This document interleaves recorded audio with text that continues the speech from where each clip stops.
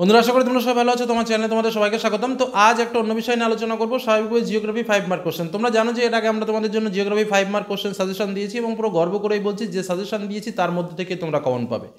আজ সাজেশন এটা বলা চলে অবশ্যই, মানে সাজেশনের উপর সাজেশন। তারপরে এটা আমার ব্যক্তিগত নয়, এটা হচ্ছে সম্পূর্ণ আমাদের যে টেস্ট পেপারগুলো এই মুহূর্তে বেরিয়েছে, অনেক টেস্ট পেপার বেরিয়েছে। তো স্বাভাবিকভাবে মূলত যে প্রধান 4টি টেস্ট পেপারের কথা যদি আমরা বলি, তার মধ্যে এবিটিএ রয়েছে, ডব্লিউবিটিএ রয়েছে, তারপরে হেডমাস্টার অ্যাসোসিয়েশনের একটা টেস্ট পেপার রয়েছে, আর হচ্ছে তোমার আমাদের পর্ষদ টেস্ট পেপার রয়েছে, আর এটা রয়েছে। তো যাই হোক, আরও দুটো রয়েছে।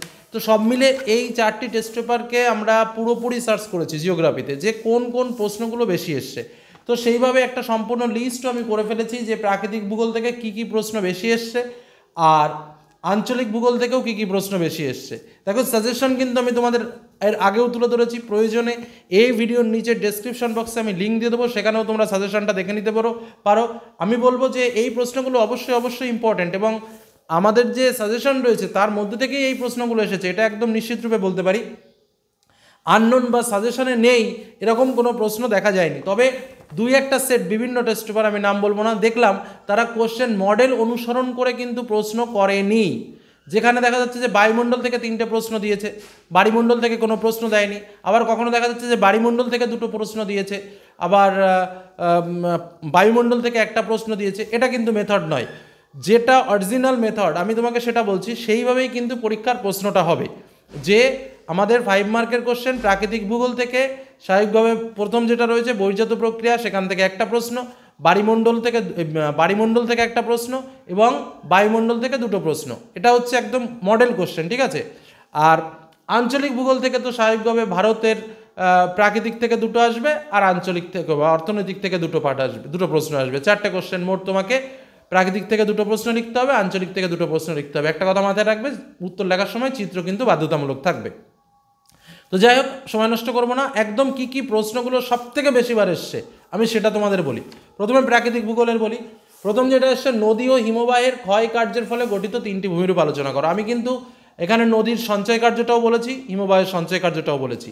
এই যে প্রশ্ন, বেশিরভাগ প্রশ্নে বা বেশিরভাগ টেস্ট পেপারে যেটা দিয়েছে নদী ও হিমবাহের ক্ষয়কার্যের ফলে গঠিত 3টি ভূমিরূপ, আমি বলবো যে শুধুমাত্র নদী হিমবাহের ক্ষয়কার্যটা পড়ো না, তার সঙ্গে নদীর সঞ্চয় কার্যটাও কিন্তু পড়ে যাবে। ওকে, নেক্সট যেটা দিয়েছে, পৃথিবীর নিয়ত বায়ুপ্রবাহের উৎপত্তি ও গতিপথ। বায়ুমণ্ডল থেকে এই প্রশ্নটা প্রচুর রিপিটেশন।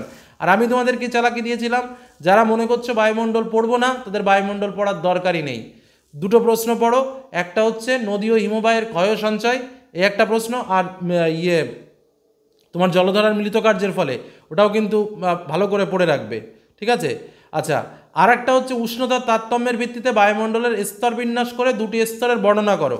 আর একটা হচ্ছে বায়ুমণ্ডলের উষ্ণতার তারতম্যের কারণ। বায়ুমণ্ডল থেকে এই 3টে প্রশ্ন, যেটা সব থেকে বেশি হয়েছে। তাহলে কি বললাম, প্রথম থেকে আবার বলি। বহির্জাত প্রক্রিয়া থেকে যে প্রশ্নটা সব থেকে বেশি হয়েছে সেটা হচ্ছে নদী ও হিমবাহের ক্ষয় কার্যের ফলে গঠিত ভূমিরূপ।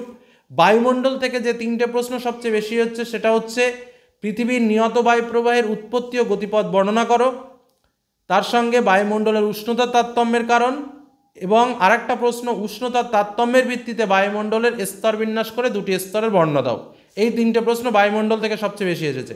আচ্ছা, এবার আসি যেটা বাড়িমণ্ডল থেকে তো এবার কমন প্রশ্ন তোমরা মাধ্যমিকে পেতে চলেছে, একদম কমন। একটা হচ্ছে জোয়ার ভাটা সৃষ্টির কারণ ও ফলাফল, আর একটা হচ্ছে সমুদ্র স্রোত সৃষ্টির কারণ। এই 2টো প্রশ্ন ছাড়া প্রশ্নই হয়নি, এটা বলতে পারি। এই 2টো প্রশ্ন ছাড়া প্রশ্নই হয়নি, এরকমই একটা ব্যাপার। মানে 90% প্রশ্নে এই 2টো প্রশ্ন কমন, বুঝতেই পারছো। তার মানে তো এখান থেকে কোনটা কমন পাচ্ছ। এবার আসি আঞ্চলিকে, তাহলে হয়ে গেল, এই কটা কোশ্চেনই কমন পাওয়া গেছে, এর বেশি আর কোনো কোশ্চেন নেই, এবং এর মধ্যে থেকে তোমরা কমন পাবে। শুধু এক্সট্রা যেটা বলে রাখবো, যে যেটা আমি বললাম যে প্রশ্নে দেখা যাচ্ছে নদী হিমবাহের ক্ষয়টা বেশি, তার সঙ্গে কিন্তু এক্সট্রা আরও 3টে পড়ে রাখবে, কারণ ওটা প্রয়োজন রয়েছে। এবার আমি আসি অর্থনৈতিক পার্টে। দেখো, আমি তোমাদের বলেছিলাম যে এবার গম সব কিছু, চাটা সব কিছু ভালো করে দেখে রাখবে। তো বেশিরভাগ প্রশ্নে কিন্তু ধান এবং কফি, এই দুটো বারবার করে রিপিটেশন হয়েছে। বেশিরভাগ টেস্ট পেপারের কোশ্চেনে দেখলাম ধান এবং কফি কিন্তু সবচেয়ে বেশি রিপিটেশন। ওকে, নেক্সট যে প্রশ্নটা, সেটা হচ্ছে পশ্চিম ভারত কার্পাস বয়ন শিল্পে অধিক উন্নতির কারণ কি? পশ্চিম ভারতে কার্পাস বয়ন শিল্পের অধিক উন্নতির কারণ কি? নেক্সট যে প্রশ্নটা, মধ্য পূর্ব ভারতে লৌহ ইস্পাত শিল্পের কেন্দ্রীভবনের কারণ কি? সমস্ত কোশ্চেন আমরা সাজেশনে দিয়েছি। নেক্সট কোশ্চেন, জনসংখ্যা বন্টনের তারতম্যের কারণ এবং জনসংখ্যা বৃদ্ধির কারণ। আর ভারতের থেকে যেটা দিয়েছে সেটা হচ্ছে মানে প্রথম পার্টটা, যেটা পূর্ব ও পশ্চিম উপকূলের পার্থক্য আর উত্তর ও দক্ষিণ ভারতের নদ নদীর পার্থক্য। এই যে প্রশ্ন কটা বললাম, এই প্রশ্ন কটা হচ্ছে বারবার করে রিপিটেশন। বোঝা গেল? একদম বেছে আমি তোমাদের বলে দিলাম, সমস্ত টেস্ট পেপারে 2025 পরীক্ষার্থীদের জন্য যে প্রশ্নগুলো টেস্ট পেপার সব থেকে বেশি চুজ করেছে, একটা নয় দুটো নয়, আমরা 4টে টেস্ট পেপারকে কিন্তু মিলে আজ তোমাদের সামনে সম্পূর্ণরূপে এটা প্রকাশ করলাম। ওকে, বোঝা গেল কি বললাম? অর্থাৎ বুঝতেই পারছো প্রত্যেকটা প্রশ্ন ইম্পর্টেন্ট, এই প্রশ্নগুলো অবশ্যই ভালো করে রেডি করো। তো আজকের মতো এটুকুই আলোচনা, কীভাবে নোটস লিখবে, কীভাবে উত্তর লিখবে, কীভাবে ক্লাস করবে, বা কোন কোন সাজেশন দিয়েছি, 2 মার্কের প্রশ্ন কী পড়বে, 3 মার্কের প্রশ্ন কী পড়বে, সমস্ত কিছু কিন্তু তোমাদের সামনে ইতিপূর্বে শেয়ার করেছি। ম্যাপ পয়েন্টিং কী পড়বে, ম্যাপ পয়েন্টিং উত্তর সহ করে দিয়েছি, বিভিন্ন নোটস তোমাদের ডেলিভারি দিয়েছি। চ্যানেল প্লেলিস্টে চলে যাও, সেখানেও পেয়ে যাবে, বা লাস্ট মিনিট সাজেশন বলে যে ফোল্ডারটা করা রয়েছে সেখানে তোমরা পেয়ে যাবে প্লেলিস্টে গিয়ে। ঠিক আছে, তো আজকের মধ্যে এখানে শেষ করলাম। ভালো থেকো, সুস্থ থেকো, সাবধানে থেকো, ধন্যবাদ।